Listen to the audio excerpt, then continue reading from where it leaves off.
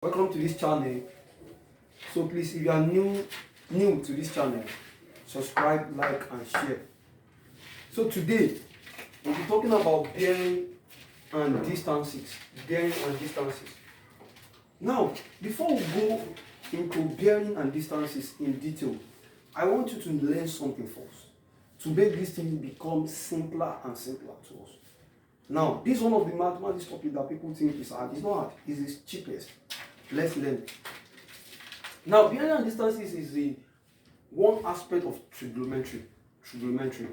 Now, what does that mean? Every bearing and distance questions you will be given, or you will face, or you will be encountered, will always lead you to triangle. Again, every bearing and distance questions you will be given, or you will be facing, or you always encounter, will always lead up into triangle. So, and these are the three triangles you can see. No matter what that bearing and distance you can have, the question you can have, either it leads to right angle triangle. How do I know that this is right angle triangle? As you can see, the 90 degree is 90 degree. And then it leads to right angle triangle. It leads to obtuse angle triangle. This is obtuse angle triangle. How do I know that this is obtuse angle triangle? Because the angle that is here is greater than 90. Any angle that is greater than 90, we call it obtuse angle triangle. That's why you see me drawing like this. You know, when it is 90 degrees like this, if it is greater than 90, so it will give us something like this. You can draw it like this. That's why it is greater than 90. We call it obtuse angle triangle. Or the questions will lead to acute angle triangle. Acute angle triangle, when we hear the word acute is an angle that is less than 90. Acute is an angle that is less than 90. You know, if this is 90, so less than 90 will be something like this. So it's not up to 90 degrees. Can you see the angle that are here?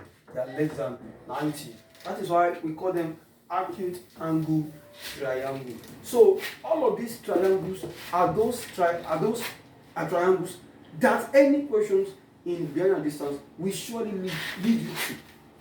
So thanks so much that you have understood this. Now the next thing I want us to learn before we go into bearing and distance questions is that how can we solve anything under right angle triangle?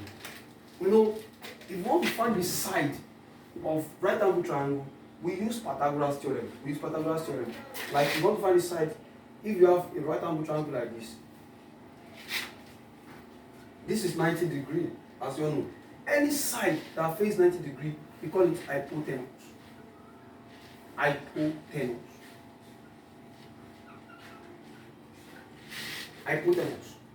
If I put angle here,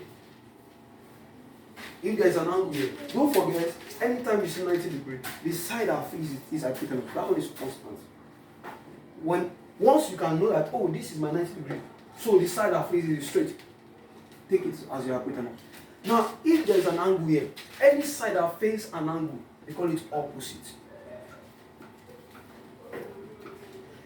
This is the side that faces angle, we call it opposite. So the other side, we call it adjacent.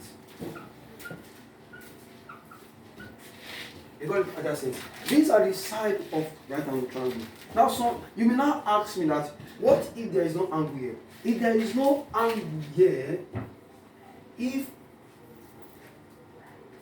you ask me that, what if there is no angle here? If there is no angle here, this one still remains hypotenuse, but you can assume this one to be adjacent, you can assume this one to be opposite, but this one still remains hypotenuse, even though there is no angle here. So, the formula in finding the side of the right angle triangle, like I told you, is Pythagoras theorem, which is, the formula is h squared equals to o squared plus a squared. For the side of right angle triangle, we use hypotenuse squared equals to opposite squared plus a squared. That means if they give you, let's say they give me hypotenuse now. Let's say I'm looking for hypotenuse, and they give me 5 here, they give me 4 here. What will I do? I'll just say hypotenuse squared equals to, I'll assume this one as my opposite, 4 squared plus my adjacent 5 squared. I'll just say hypotenuse squared equals to 16. 4 squared is 16, that's 4 times 4. 5 squared, that is 25. Just a squared equals to 16 plus 25. 5 plus 6, 11, 1. Keep 1, 3, 4, 41. I'm just squaring the both sides. This one cancel this. And I will get my hypotenuse side. So, in finding the side, you just find the square root of first one. That's finding the side of right angle triangle. Now, in case of trig ratios, if our bearing and distance question also lead us to right angle triangle, and we are meant to find maybe angle, so we apply trigonometry ratio. How do we do that? Now, let's say the angle is here. The angle is here. And I want to find this angle. They asked me to find this angle. And I was given the opposite. As I was given the opposite to be 4. And I was given the adjacent to be 3. And I am meant to find the angle here included. What do I do? Since I know that this is opposite, opposite is 4, the adjacent is 3, and I'm meant to find the angle here. So we have 3 primary trig ratios, which we call SOHCAHTOA. SOHCAHTOA. And I say SOHCAHTOA, what does that mean? The SO means sine, x here means sine theta equals to, this O means opposite over h hypotenuse. That's the first one. This K means, this CM means cos theta equals to, this A means adjacent over hypotenuse. This 12 means tan theta equals to opposite over adjacent. These are the first 3 ratios. When I get to the real trigonometries, I'm going to talk about the identities, the inverse, and everything. But for this, under the bearing and distance, you cannot exceed this. So the sine theta, that's SOHCAHTOA. The sine theta is opposite over hypotenuse. Cos theta equals to K, that's adjacent over hypotenuse. Tan theta, that is 12, that is O here means opposite over adjacent. If, thank God, we have known this. Now, in this right angle triangle, I'm given opposite, like I've said earlier, that the side that faces that angle given is called opposite. This is 90 degrees. This one is always constant. So far, it is right angle triangle. You should know that this 90, whether they tell you or you are not told, whether you are told or you are not told, you must know that this is 90 degrees. And the side that faces 90 degrees is always hypotenuse. Now, if I'm being asked to find this angle here now, what will I do is that, okay, I know that this side is my opposite, which is 4, and this side is my adjacent, which is 3. This is hypotenuse. I'm not given an hypotenuse. What will I do is that, okay, out of the trig ratios that I just wrote here, which one has opposite and adjacent? The one that is having opposite and adjacent is 12. Because this is opposite, this is adjacent. Is 12 that contains opposite and adjacent. So that means I'm going to use 12 to get this angle. And don't forget to say 12 means tan theta equals to opposite over adjacent. That means tan theta equals to, what's my opposite? That's 4. My adjacent is what? 3. That means tan theta equals to 4 divided by 3. That is 1.333. So, and if I want to find the angle, what will I do? Say tan theta equals 1.33. Divide both sides by tan, because I'm looking for the theta here. Tan. Don't cancel tan. The theta equals shift on your calculator. You press shift tan, that is tan 1.33. So what now on give us? Let's check our calculator.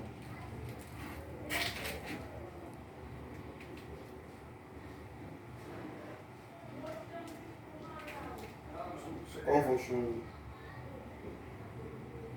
has 1.33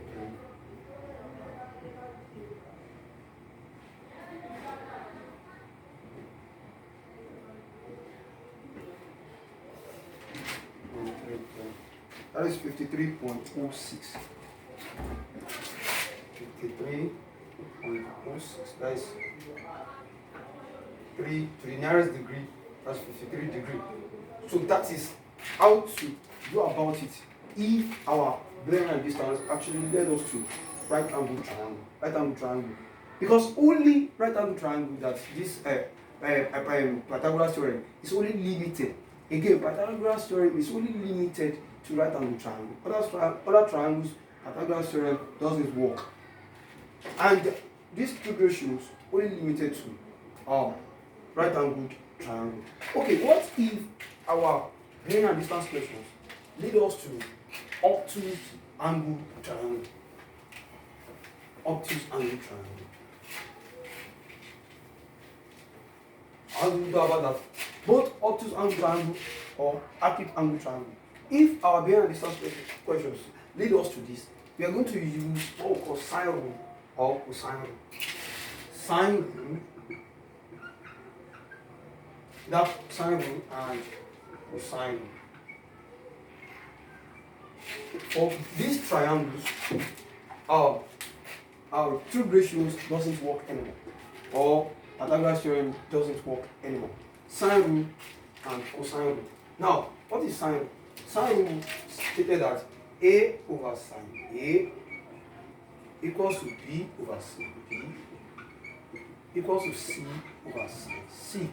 Now, all these small letters, A, B, small letter B, small letter C, they are sides of the triangle. Assuming, let me say, okay, for this right angle triangle, if I label it like this, capital A, capital B, capital C. Now, the side that faces this capital A is small letter A. The side that faces this capital letter B is small letter B. The side that faces this capital letter C is small letter C.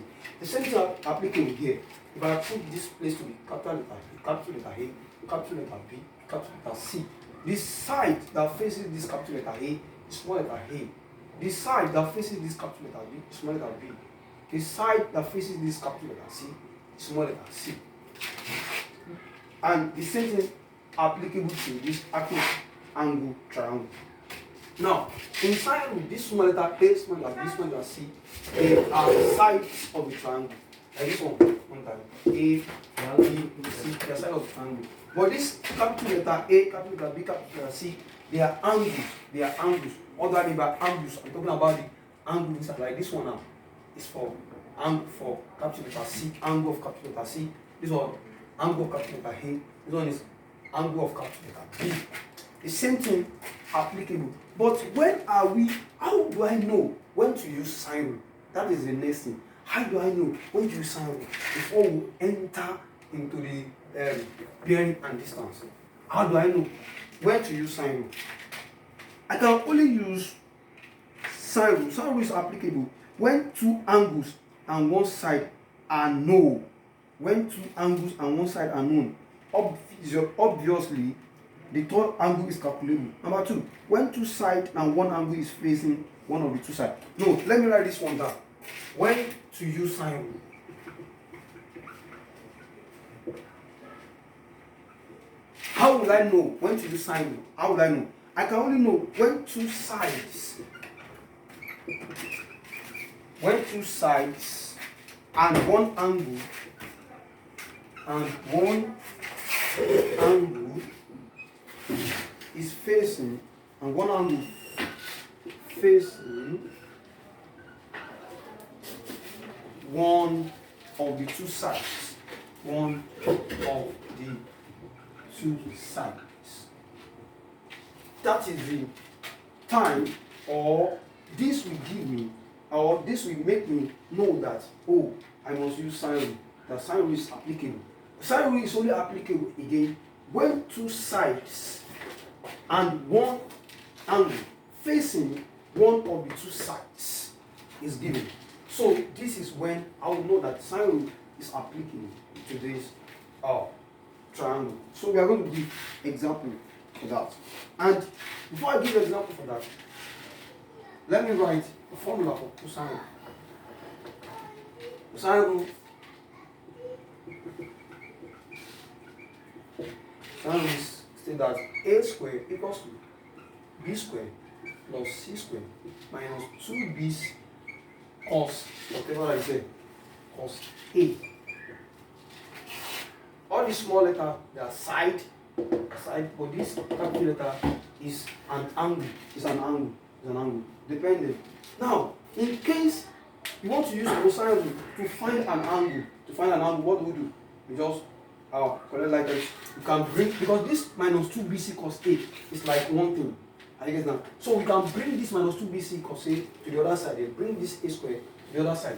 In case you want to find an angle using cosine rule. So that means if I bring this one to this side, it will become plus, that will be 2bc cos A equals to b squared plus c squared. By the time I brought this one to the other side, it becomes minus a squared. So don't forget, I'm looking for the angle which is cos A, which is, so I will divide both sides by 2bc over 2bc over 2bc. 2bc comes to 2bc. That means cos capital letter A equals to b squared plus c squared minus a squared all over 2bc. In case I want to use cosine in finding an angle. All those small letters there, they are representing sides. While the capital letter is standing for an angle. Okay, that is cosine rule. How will I know when to use cosine rule? When to use cosine rule? Cosine rule is applicable. Cosine rule is applicable when two sides are given and one angle included. So cosine rule is only applicable when you have two sides and there is one angle included in between that two sides that are given. That is when cosine rule is applicable. Now let's give an example for these applications, both for sine and cosine rule. Before we go to bearing and division, questions.